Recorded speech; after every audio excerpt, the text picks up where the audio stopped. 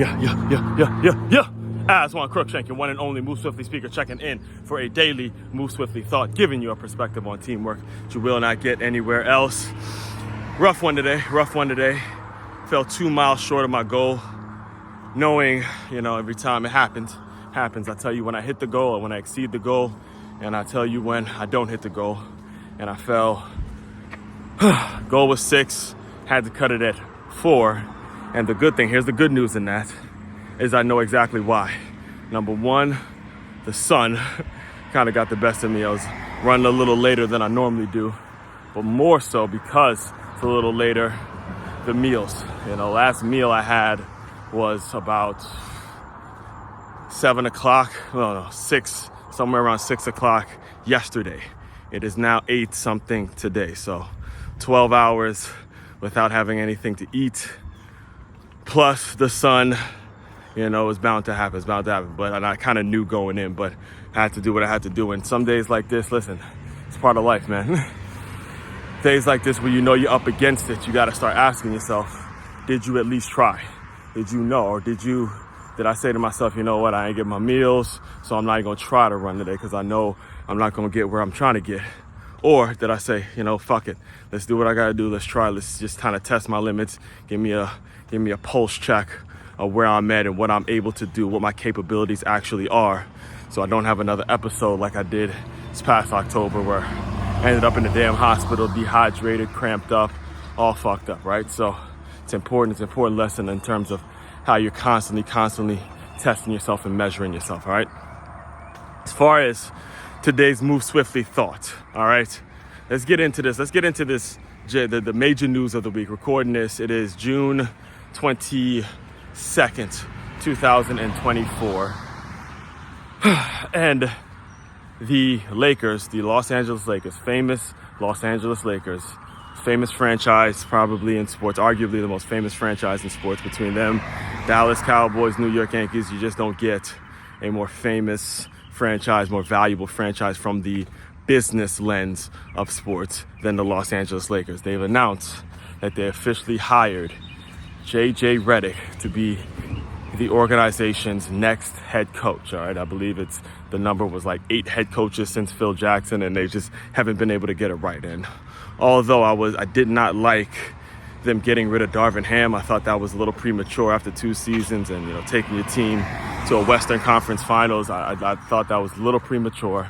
I will say I'm happy with the J.J. Redick hire because of what it teaches, the emphasis. And you got to start asking yourself the question of what it actually took for him to get on the radar for this job. You're talking about a guy who a year ago, his name was not even being considered for a head coaching position. Just a couple of years ago, he's coaching his son's middle school team and enjoying retirement, all that kind of jazz. And then it seems like you blink and all of a sudden he's the head coach of the most famous franchise in the entire NBA, right?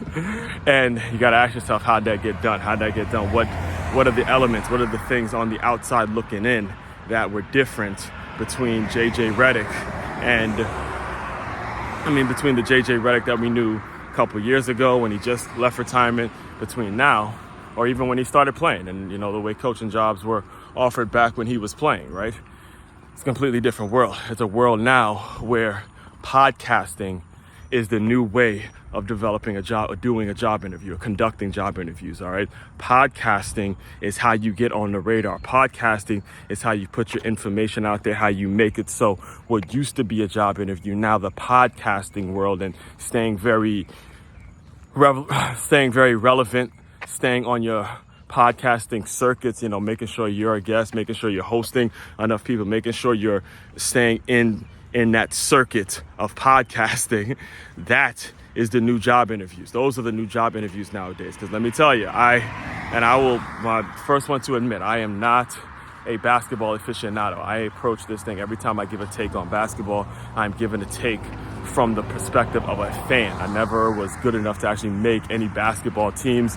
There was a period in my middle school days where I had a decent looking jump shot, but I was a football guy through and through. So again, I grew up in the DMV where basketball was king, and it was just great to be a fan of a sport because I put so much pressure on myself when it comes to the football world, right? So, Jesus, this fly is not going away.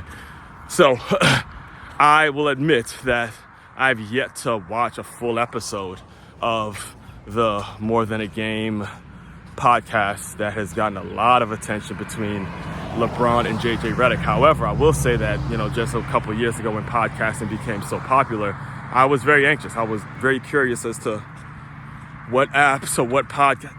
This fly, I'm telling you, if I can get it, if you guys can get all right. I was very curious of what podcast LeBron James, the one and only, the chosen one, the GOAT, was going to join, seeing that he's playing and everyone's speaking so highly of him on every podcast. I'm just going to throw his name out there. You get a story, you get something blowing up, something going viral whenever you just mention LeBron's name. So I was curious in what type of podcast would he have, because he's going to put his name behind one. He's going to do something. He had the shop for a little bit, but that was more of a Maverick Carter and guests and all that kind of stuff. Just cats, lining themselves up over some wine. And that really wasn't him. There really wasn't him when it comes to, it was kind of just his name, but it really wasn't him when it comes to just that one-on-one LeBron having an open conversation about everything that he's seen in his career, everything he's seen from 18 to now, and his kids, all that stuff. As much as people dive into his life, I wanted to hear it told from his perspective, right? So I'll admit, I didn't listen to a whole episode of JJ Redick and LeBron James's podcast, but I was excited to see the format. I was excited to see the fact that, okay, somebody's been able to attract the mind of a LeBron James and get him on a one-on-one situation where they're talking, they're having open dialogue. And as I watched some of the clips, as I saw some of the shorts and some of the longer some of the longer clips that go for about 2 minutes, 3 minutes, I'll tell you, just in those clips, I've learned more basketball than those two have probably ever listen, I've learned more basketball than those two have probably forgotten. All right, that's how deep and descriptive and this play, that play, and you can see it. You could sense the chemistry that they have in just connecting on what makes sense for the game, what the game is going to represent. I mean, they're just in sync. They're in sync 1,000%. And I know if I'm seeing that, then anybody who is, and again, willing to pay a head coach and understands how big a name like JJ Redick, how valuable that would be to kind of be that person. And listen, he just watched a 35-year-old coach with more of a younger team president, Brad Stevens, and Joe Mazzulla, just watch them win an NBA championship. So of course it makes sense to be that organization that takes a gamble on a first-year head coach who's young enough. However, they're going off what the new trend is, because again, the Lakers is a business. It's a business, then it's a basketball organization. Understand that, all right? It is a business. It's not no small market shit where you can just settle for, obviously you can just settle for mediocre seasons and shit like that. That is not a successful season when it comes to the Lakers. So understand that, understand the importance. And the takeaway from all my rambling today is when you're seeking a new position, when you're looking to hire someone that's a new position, you got to stay in tune amongst the podcasting circuit, because it's not going anywhere. You got to figure out how you can penetrate that world in some way, shape, form, or fashion, and figure out how to do it in a way that's going to be true to you. I didn't say that it's going to be true to you, which would ultimately benefit you. All right. Whew. Like I said, it was a rough one today, but I did get it out. Notice I do these after a run, just so you know I'm not bullshitting you, and I back up what I say. I really do it. All right. So, and all that being said, the main website to check out to dive deeper into all my work, and you can listen to my podcast, which comes out every single day. It's named the Move Swiftly Podcast. Where you dive into my work is makeyourmove.com. That's MakeYamove.com. One-stop shop for your teamwork and your self-development needs. Aswand, Cruickshank, your one and only Move Swiftly speaker, checking out. You guys continue to move swiftly. We will talk more soon.